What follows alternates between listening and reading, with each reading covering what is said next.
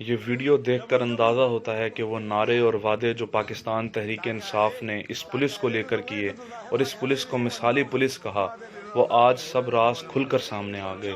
یہ وہ ظلم اور زیادتی ہے جو ہماری قوم کے نوجوانوں کے ساتھ کی جا رہی ہے۔ اس کیس پر مکمل تفصیلات دیں۔ السلام علیکم۔ اس ویڈیو کے اندر میں آپ کے ساتھ وہ تمام پہلو شیئر کروں گا جو عامر کیس سے ریلیٹڈ آپ کو لازمی جاننے چاہیے۔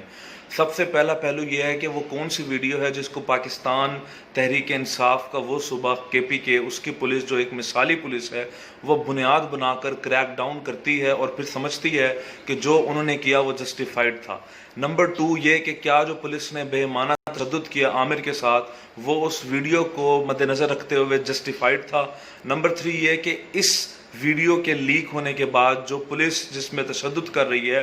فوراً سے ایس ایس پی اور اعلیٰ افسران کا کیا عمل تھا۔ نمبر 4 یہ کہ جسٹس اور جوڈیشری جو پاکستان کا ایک بہت بڑا پلر ہے ان کا کیا کردار رہا اس کیس میں۔ اور نمبر 5 پاکستان کہ وہ سینیٹرز اور پارلیمنٹیرینز جو عوام کے نمائندے ہیں انہوں نے اپنے اپنے پلیٹ فارمز پہ اس واقعے کو کیسے لیا اور کیا انہوں نے اس واقعے کے لیے آواز اٹھائی اور کنہوں نے اٹھائی اور کنہوں نے اس واقعے پہ خاموشی اختیار کرنا اپنا حق سمجھا۔ اور چھٹا اور سب سے اہم سوال کہ پاکستان کے اندر ایک ایسا منسٹر ہے جس کا کام ہیومن رائٹس کے لیے بات کرنا، جس کو تنخواہ ہیومن رائٹس کے لیے بات کرنے پہ اور کھڑے ہونے پہ، اور حکومت کہ اگر کوئی ایسے ایکشنز جو ہیومن رائٹس کی وائلنس ہے یا وائلیشن ہو رہی ہے تو اس منسٹر کا کام ہے کہ وہ لوگوں کی حفاظت کرنے کے لیے سر فہرست ہوں، لیکن ہم اکثر دیکھتے ہیں کہ وہ منسٹر سوتی ہوئی پائی جاتی ہیں۔ جی میں شیریں مزاری کی بات کر رہا ہوں۔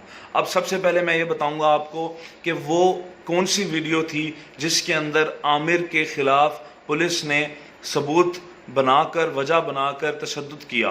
وہ ایک ویڈیو تھی جس میں عامر اپنے چند دوستوں کے ساتھ شراب پیتے ہوئے نشے کی حالت کے اندر پولیس اور کچھ اداروں کو گالیاں دے رہے تھے، جو کہ غلط بات ہے۔ لیکن کیا کسی شخص کے نشے کی حالت میں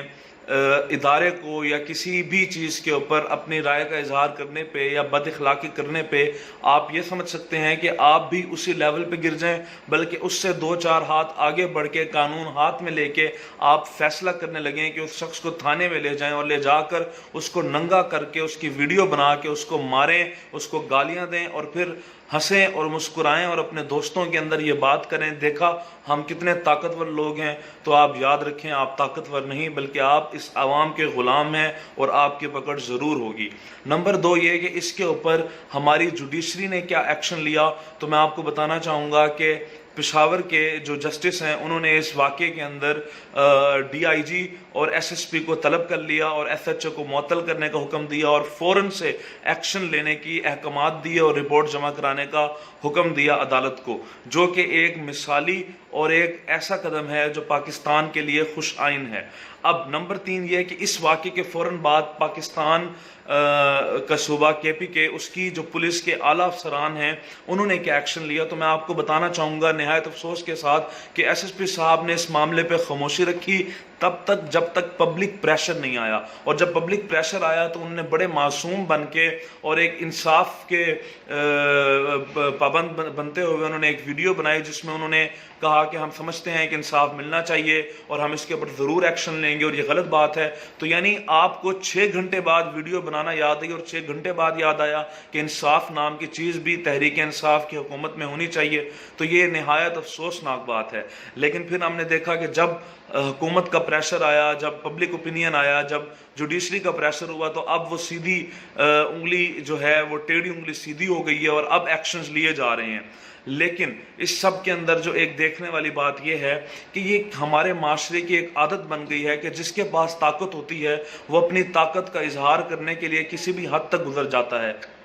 خواہ وہ عظمیٰ خان کیس کے اندر آمنہ ہو، خواہ وہ ہم دیکھیں کہ پولیس ہو، خواہ وہ ہم دیکھیں پولیس والے کی بیوی ہو، ہم دیکھیں کہ وہ فوجی کی بیوی ہو، ہم دیکھتے ہیں کہ ہمارے معاشرے میں جس کے پاس طاقت ہوتی ہے وہ اپنے طاقت کا استعمال کرنا اپنا جائز اور اپنا ضروری حق سمجھتا ہے۔ اب اس کے اوپر جو سب سے اہم بات ہے وہ یہ کہ اس واقعے کے اوپر پاکستان تحریک انصاف کی ہیومن رائٹس کی منسٹر کس طرح خاموشی سے سوئی ہوئی ہیں، حالانکہ وہ پہلا کنسرنڈ پرسن تھیں جن کا فرض بنتا تھا کہ اس ویڈیو کے سر عام آنے پر وہ اپنی سٹیٹمنٹ دیتی، پروٹیسٹ کرتی، اور اس شخص جس کے ساتھ human rights article 7، article 12، article 14، article 21 جو کہ ہیومن رائٹس وائلیشن کو پروٹیکٹ کرتے ہیں، اس کو مد نظر رکھتے ہوئے اس شخص کے ساتھ کھڑی ہوتی اور اس کو انصاف دلانے کے لیے آواز اٹھاتی۔ لیکن ہم نے دیکھا کہ انہوں نے کس طرح اس بات کو اگنور کیا۔ تو یہ واضح کرتا ہے کہ ہم کس طرح کے حکمرانوں،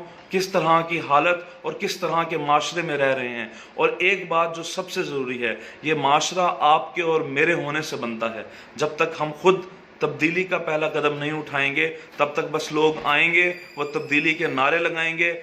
اور ہمیں تبدیلی کا کہہ کر جھانسے میں سبز باغ دکھائیں گے۔ تو آج لازمی ہے کہ ہم تہیہ کریں کہ تبدیلی ہم سے شروع ہوگی۔ السلام علیکم۔